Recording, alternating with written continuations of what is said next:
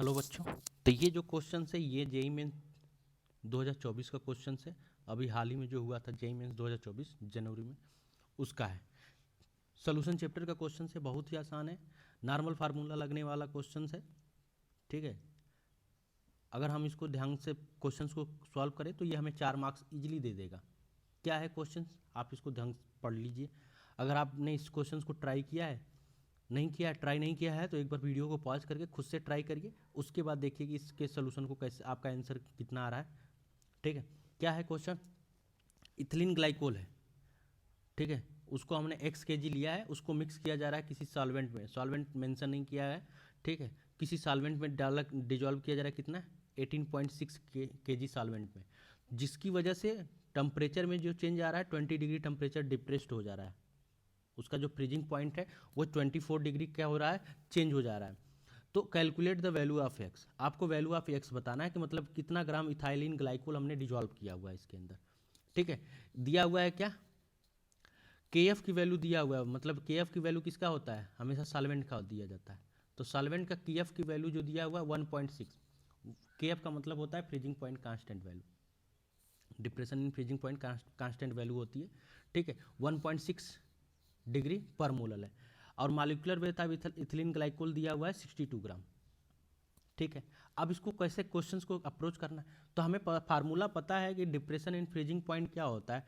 तो delta T F की जो वैल्यू होती है वो होती है आई के एफ इंटू एम। आप जब भी यूज करोगे आई के साथ फार्मूला यूज करना, ताकि आपको कभी ये कन्फ्यूजन ना हो रहा है कि कब हमें आई लगाना है, कब हमें आई नहीं लगाना है। ठीक है, इथिलीन ग्लाइकोल है, सॉल्वेंट में मिक्स किया जा रहा है, सॉल्वेंट कैसा है उसके बारे में नहीं पता है। तो जब हमें नेचर नहीं पता है, इथिलीन ग्लाइकोल के बारे में नहीं पता है, तो उसका डिग्री ऑफ डिसोसिएशन के बारे में नहीं पता है, तो हम क्या कर सकते हैं, तो उस केस में जब आई के बारे में कुछ ना मेंशन कर रहा हो तो हम आई की वैल्यू कितना ले लेंगे, 1 ले लेंगे।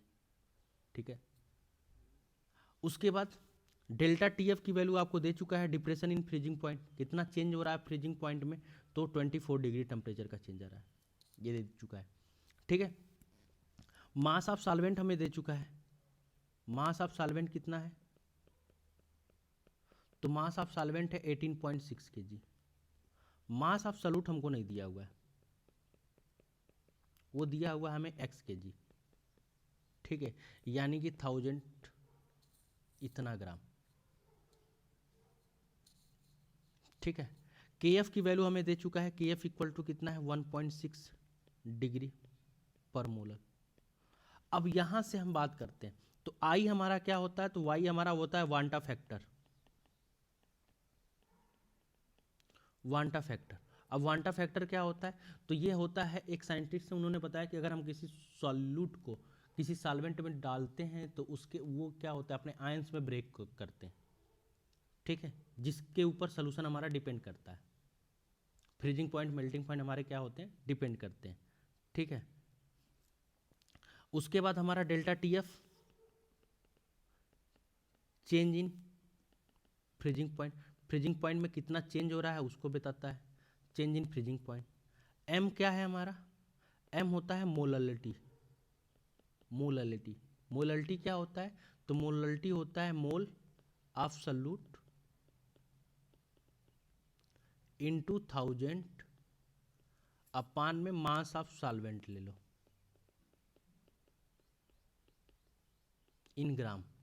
अगर इन ग्राम में नहीं लेना है तो आप इसको और आसानी से ले सकते हैं, इसको क्या करना है, 1000 को मल्टीप्लाई मत करो, इसको सीधे ले लो क्या, इन केजी, ये कर दो। ठीक है, अब आगे देखते हैं, के एफ क्या है, तो के एफ होता है फ्रीजिंग पॉइंट कांस्टेंट, हर सॉल्वेंट का अलग होता है फ्रीजिंग पॉइंट कांस्टेंट, हर सॉल्वेंट का क्या होगा, अलग अलग होता है फ्रीजिंग पॉइंट कांस्टेंट। ठीक है, अब हम वैल्यू रख देते हैं, तो डेल्टा टी एफ हमारा कितना है 24। ठीक है, अब हमारा क्या है, mole of solute, mole of solute हमें पता नहीं है, हमें मास ऑफ सॉल्यूट पता है, तो मास पता है तो मोल पता चल जाएगा। मास और मोल में क्या रिलेशन होता है, mass divided by molecular weight, हमें मोल पता चल जाता है। तो मास हमारा कितना है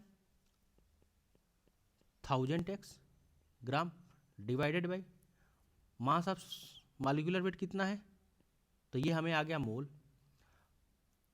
मास ऑफ सॉल्वेंट कितना दिया हुआ है, तो मास ऑफ सॉल्वेंट दिया हुआ है 18.6। ये हो गया हमारा क्या, मोलरिटी आ गई। आई की वैल्यू 1 हो गई, के एफ की वैल्यू दिया हुआ है कितना 1.6। अब इसी को सॉल्व कर लेते हैं। ये डेसिमल है, नीचे भी डेसिमल है, तो डेसिमल को हटा देंगे। अब इसको क्या लिख सकते हैं, तो इसको लिख सकते हैं 1000x इक्वल टू, ठीक है, इसको नीचे लेते आते हैं। तो ये सॉरी, इसको और अच्छे से कर लेते हैं। तो इसको हम क्या लिख सकते हैं, 24 इक्वल टू 1000x अपान में इंटू 16, 62 इंटू 18.6।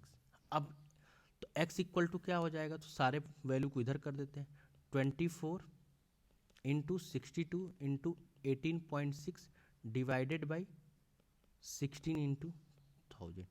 ये मल्टीप्लिकेशन है, तो इधर आके डिवीजन में हो जाएगा।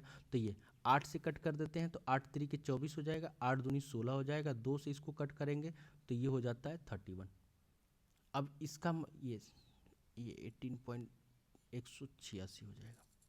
अब इसका मल्टीप्लाई कर लेते हैं, 186 इंटू 93 मल्टीप्लाई कर दे, 6 3 18,